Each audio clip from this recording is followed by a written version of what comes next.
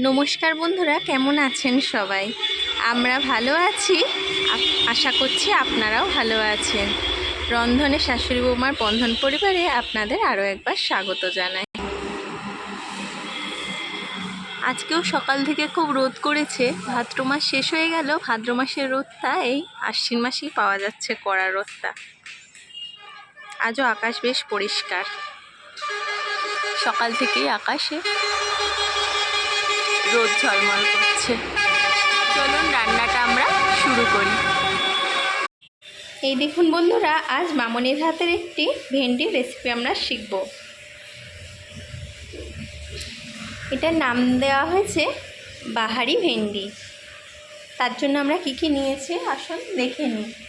প্রথমেই আমরা ভেন্ডিটা ধুয়ে জল ঝরিয়ে ছোট ছোট করে কেটে নিয়েছি। আর নিয়েছি কিছুটা পেঁয়াজ কুচি, আদা, কাঁচা লঙ্কা, রসুন একটা পেস্ট 1 চামচ মতো, 2টো শুকনো লঙ্কা, একটু কালো জিরে, আর নিয়েছি পোস্ত, 4 মগজ আর কাঁচা লঙ্কা বাটা। আর লাগবে হলুদ গুঁড়ো, জিরে গুঁড়ো, কাশ্মীরি লঙ্কার গুঁড়ো, পরিমাণ মতো সর্ষের তেল, লবণ, চিনি আর জল। জল এই রান্নাটা লাগে না বললেই চলে, ওই সামান্য একটু না দিলে নয় সেরকম। ভেন্ডিটা এইভাবে করে দেখবেন, খুব টেস্টি হয় খেতে। চলুন আমরা রান্নাটা দেখি মামনি কিভাবে বানায়। এই দেখুন বন্ধুরা, মামনি প্রথমেই কড়াইয়ে সর্ষের তেল দিয়ে গরম করে নিয়ে তার মধ্যে দিয়ে দিল শুকনো লঙ্কা। শুকনো লঙ্কাটা সামান্য নাড়াচাড়া করে একটু লাল করে নিয়ে এবার দেবে কালো জিরা।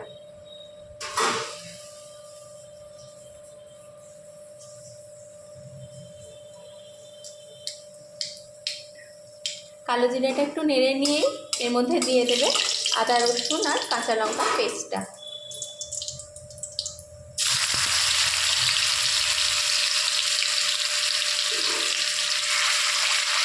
এবার হালকা করে এটা তেলে নেড়ে নিয়ে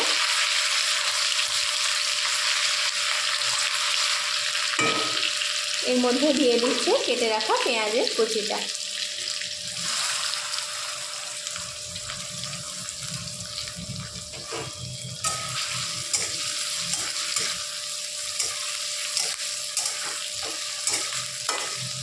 পেঁয়াজটা এবার হালকা লাল করে মামনি নাড়াচাড়া করে ভেজে নেবে। দেখুন পেঁয়াজটা হালকা করে মামনি ভেজে নিল। এবার এর মধ্যে দিয়ে দেবে কেটে রাখা ভেন্ডিটা।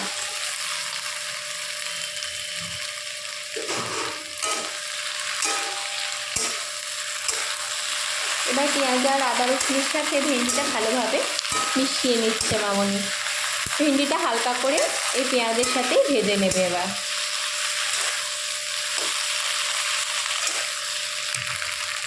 এবার ভেন্ডিটা হালকা করে নাড়া হয়ে গেছে, মামনি দিয়ে দিচ্ছে পরিমাণ মতো লবণ।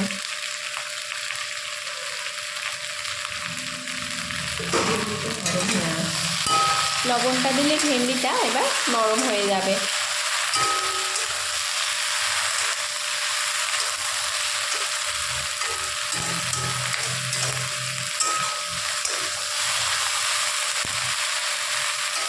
এবার লবণটা ভালো মতো মামনি মিশিয়ে নিল ভেন্ডির সাথে। এবার দিয়ে দেবে হলুদ গুঁড়ো। হলুদ গুঁড়ো দিচ্ছে পরিমাণ মতো, খুব সামান্যই লাগে রান্নাটায় মশলা। আর দেবে জিরে গুঁড়ো, আর দেবে কাশ্মীরি লঙ্কার গুঁড়ো। এবার এইটা ভালোভাবে মশলাটা ভেন্ডির সাথে মিশিয়ে নেবে।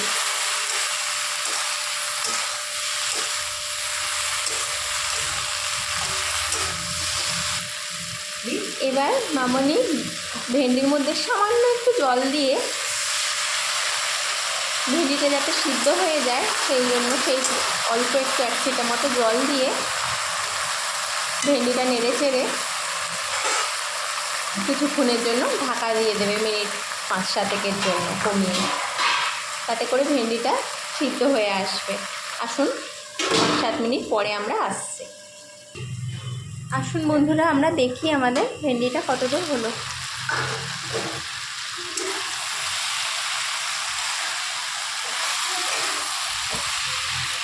এই তো ভেন্ডিটা সিদ্ধ হয়ে গেছে। এবার মামুনি দিয়ে দিচ্ছে পোস্ত আর চারমগজ কাঁচা লঙ্কার পেস্টটা।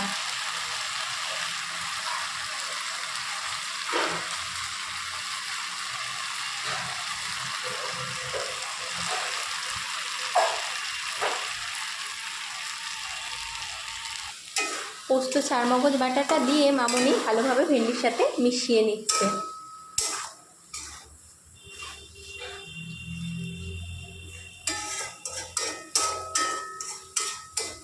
এবার এর মধ্যে দেবে টেস্টের জন্য কিছুটা চিনি।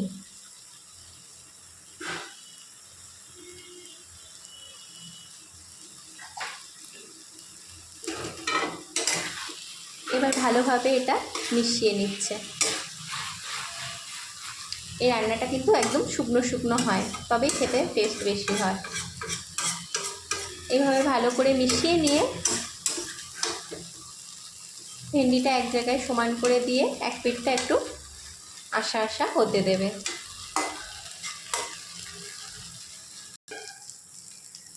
এই দেখুন বন্ধুরা, ভেন্ডিটা একদম রেডি হয়ে গেছে। আমরা এবার পরিবেশন করে দিচ্ছি। আপনারা একবার নামানোর আগে লবণ মিষ্টি এগুলো একবার টেস্ট করে দেখে নেবেন। যদি কম বেশি কিছু হয় আপনারা আপনাদের পরিমাণ মতো দিয়ে নেবেন। চলুন রান্নাটা আমরা পরিবেশন করে দিই।